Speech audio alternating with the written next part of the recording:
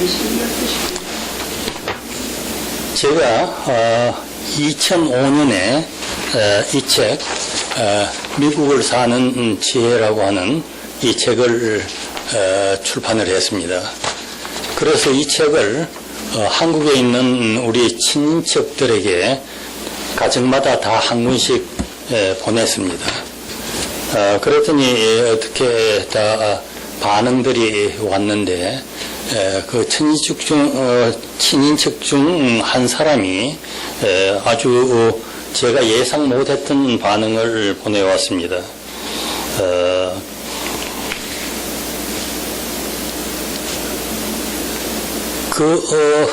사람이 말하는 것은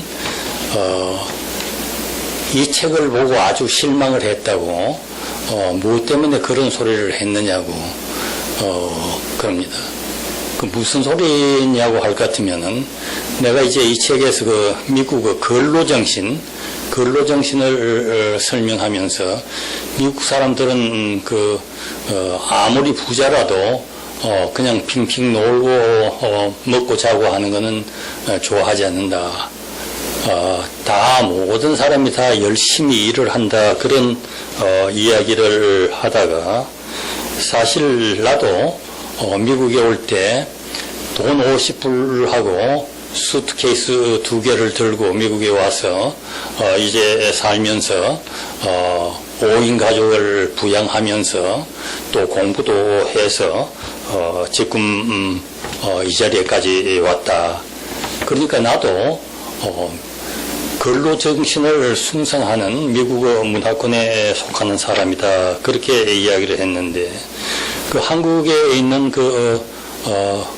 친인척 중 한 사람은 그런 소리를 해서 지방 망신을 시킨다. 그렇게 돈 50불 가지고 그렇게 가가지고 고생을 얼마나 했겠느냐. 그러니까 그 지방 망신이다. 그런 이야기를 하고 창피하다. 그런 이야기를 했습니다. 한국 사람들은 그 복이라고 하는 데 대해서 대단히 신경을 많이 쓰는데, 복은 이제 사람이 날 때부터 이제 타고나는 복인데, 부잣집에 태어나면은 평생 일 하나도 안 하고, 그냥 편안하게 늘 놀고 그렇게 먹고 산다는 것입니다. 그리고 일 안 하고 그렇게 잘 먹고 살면은 그거는 팔자가 좋은 사람이라. 그래 이제 이 세상에서 일을 좀 하면은 그것은 팔자가 나쁜 사람이라. 한국에 제가 아는 사람 한 분이 있는데 이분은 한국에 있는 중고등학교 교장입니다. 그런데 이 학교는 노회에서 하는 학교인데, 이 사람이 이제 일을 잘해서 그 학교 교장이 돼가지고 그걸 운영합니다. 오래전에 제가 한번 한국에 나갔을 때 이분이 하는 말이, 자기는 아주 편한 생활을 하고 있다. 이제 이 학교 교장으로서 직원들 전부 이렇게 거느리고, 좀 힘든 일은 다 시키고 자기는 편안하게 살고 있다. 이렇게 자랑을 했습니다. 이것이 한국 사람들의 일반적인 생각인 것입니다. 일 별 안 하고 편안하게 살면서 돈 많이 벌고 잘 살면은 그것은 참 팔자가 좋은 사람이라. 이렇게 한국 사람들은 팔자 타령을 많이 하는 것입니다. 또 어떤 사람은 이 세상에서 죽도록 고생해서 일을 해야 겨우 먹고 살기 때문에 이러한 사람들은 팔자가 나쁜 사람이다. 그래서 한국에서 보면은 여자가 일찍이 과부가 되면은 이제 옛날 풍속으로 다시 개가를 못 합니다. 다시 시집을 가면은 그 사람은 품위가 없는 사람이 되고 좀 비도덕적인 그런 사람이 되는 것입니다. 그런데 과부된 사람이 다시 시집을 가서 그렇게 말하자면 개가를 하면은 그걸 한국말로 팔자를 고친다 그럽니다.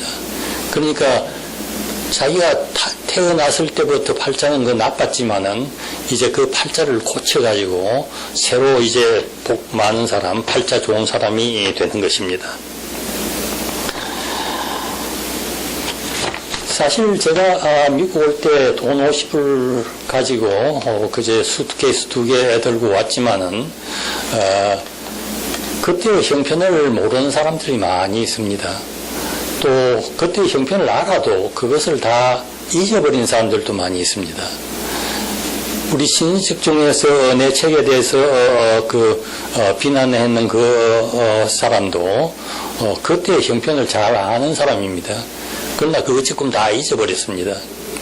그때는 한국이 아주 가난한 나라고 그 박정희 5.16 혁명 직후 일이니까 한국이 경제가 아주 어려웠습니다.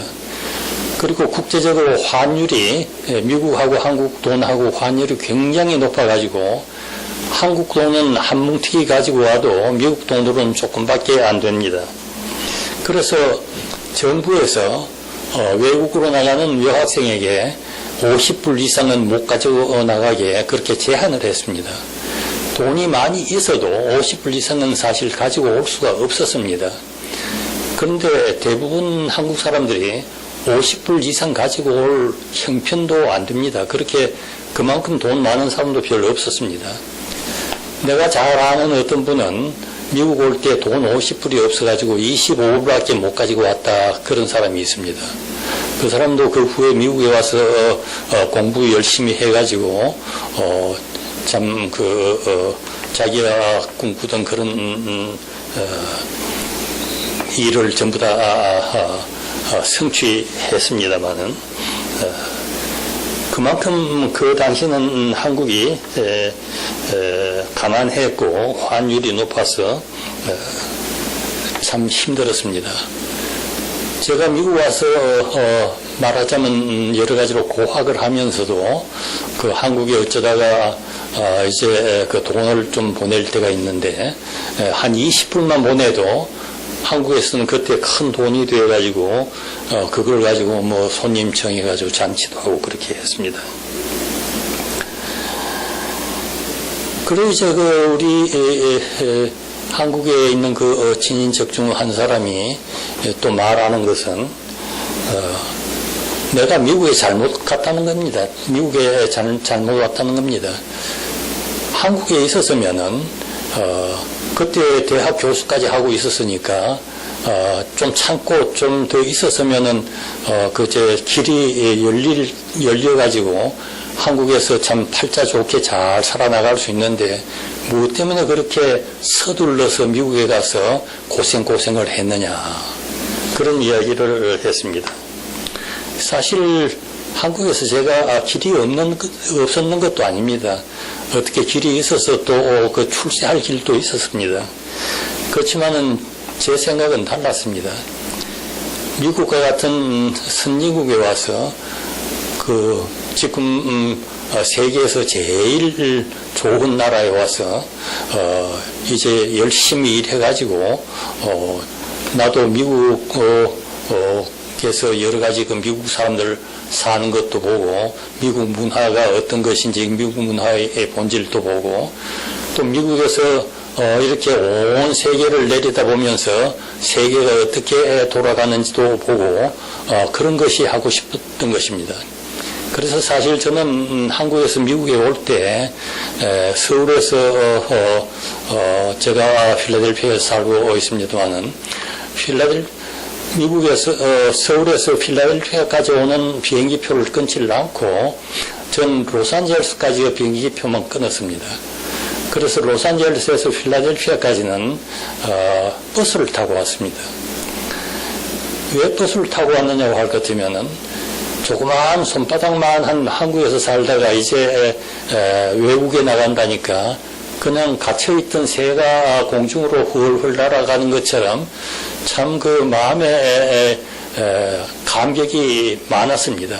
그래서 미국이 어떠한 나라인지 좀 구석구석에 보고 싶었습니다.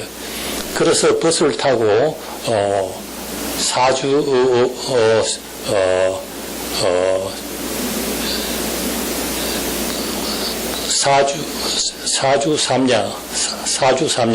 삼야를 버스를 타고 오면서 미국 구석구석을 봤습니다. 버스는 이제 24시간 내에 운전을 하는데 중간중간이 자꾸 운전수가 바뀌면서 같은 버스가 갔습니다.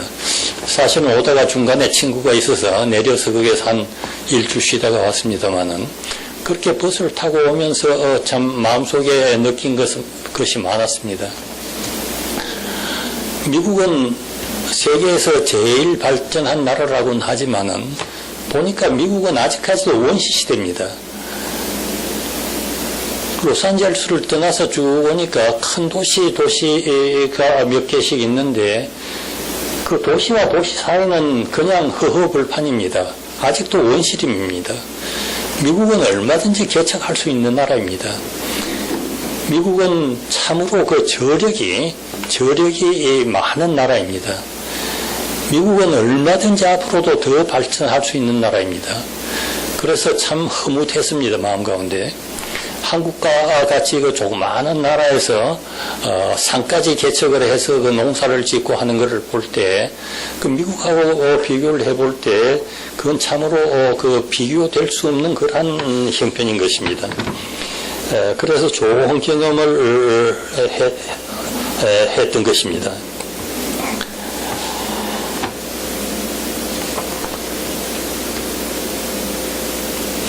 그래서 미국에서는 아무리 부잣집에서라도 그 자녀 교육을 할 때 자녀들이 한국 사람들은 그저 웬만큼 그 부자 사람들은 그 자녀들 키울 때 그때 고생 안 시키고 호화롭게 그렇게 키우려고 그렇게 노력을 많이 합니다. 우리가 초창기에 미국에 유학을 와서 다 그 자취 생활을 하는데 어떤 젊은 학생이 미국에 와서 이제 고학을 하면서 자취 생활을 하면서 그 자기가 부엌에서 밥 만드는 그 사진을 찍어가지고 집에 보냈더니 그 어머니가 그걸 보고 울었다고 합니다. 왜 울었냐고 하시면 자기 귀한 아들이 미국까지 가서 이렇게 밥도 제 손으로 해먹고 이렇게 고생을 한다 그렇게 해서 울었다고 합니다. 그러나 미국에서는 아무리 부잣집이라도 그 자녀들 키울 때 자녀들을 그렇게 놀고만 먹이질 않습니다. 일을 시킵니다, 집에서. 용돈을 줄 때도 무슨 일을 시켜가지고, 뭐 청소를 시킨다든지 뭘 해가지고, 그래서 그 대가로서 이제 용돈을 주는 것입니다. 그렇게 함으로써 어릴 때부터 아이들에게 그 근로정신을, 넣어주는 것입니다.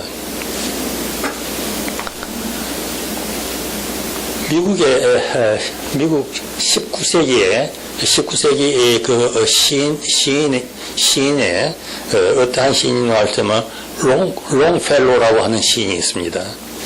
이 롱펠로우의 그 시인의 시 가운데 한 토막이 이런 말이 있습니다. He owes not any man. He owes not any man. 그 사람은 아무에게도 빚진 것이 없다. 말하자면 그 사람은 아무도 의지하고 살지를 않는다. 아무의 신세를 지지도 않는다. 그 사람은 자기 자신이 열심히 일해서 돈 벌어서 독립적으로 자율적으로 살아나간다. 이것이 미국인들의 기본적인 자세인 것입니다. 미국 사람들은 He owes not any man. 아무에게도 신세를 지지 않고 자기 힘으로 살아나가는 그것이 미국 사람인 것입니다. 내가 아는 어떤 한국 사람이 있는데 그 딸이 대학을 다니고 있었습니다. 그 대학에서 백인 청년을 만나서 결혼을 하게 됐습니다.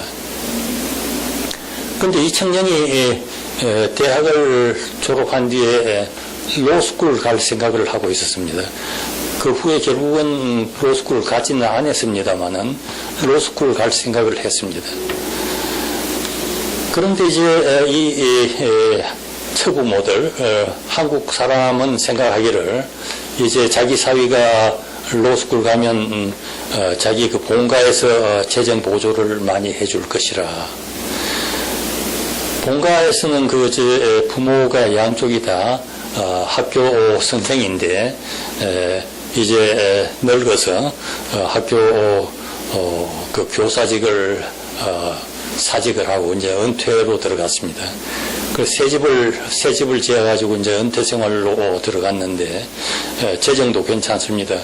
그래서 아들 로스쿨 가면은 그 좀 도와줄 수 있지만은 보니까 그 사돈네가 전혀 그 아들을 도와줄 생각은 하지 않고 있습니다. 그래서 참 이상하게 생각했습니다.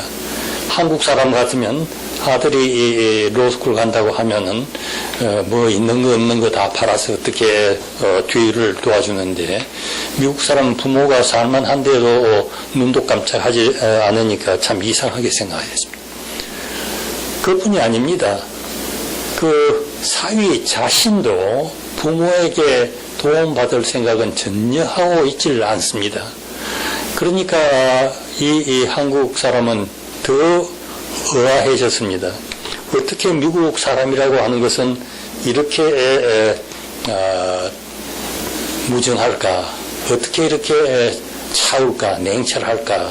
그렇게 생각을 했습니다. 그러나 미국 사람이라고 하는 것은 남에게 도움을 받는다. 남을 의지한다. 남의 신세를 진다고 하는 것을 대단한 수치로 생각하는 것입니다. 부모 자식 간에도 마찬가지입니다. 부모가 늙어서 자식을 의지하고 산다고 하면은 그것은 참 창피한 일입니다. 자식이 자기 하는 일에 일이 잘하는 데서 부모에게 재정적인 후원을 받는다고 하면은 그것은 아주 창피한 일인 것입니다. 우리 한국 이민들도 이 점을 특별히 중요하게 생각하시고 미국서는 남을 의지한다거나 남의 신세를 진다고 하는 것은 이것은 창피한 일이라고 생각하고 내 자신이 열심히 일해서 내 자신의 힘으로서 내 앞길을 닦아나가야 된다고 하는 것을 명심하시기를 바라는 것입니다. He owes not any man. 이것이 미국 사람들의 본질인 것입니다. 오늘은 여기에서 마치겠습니다. 감사합니다.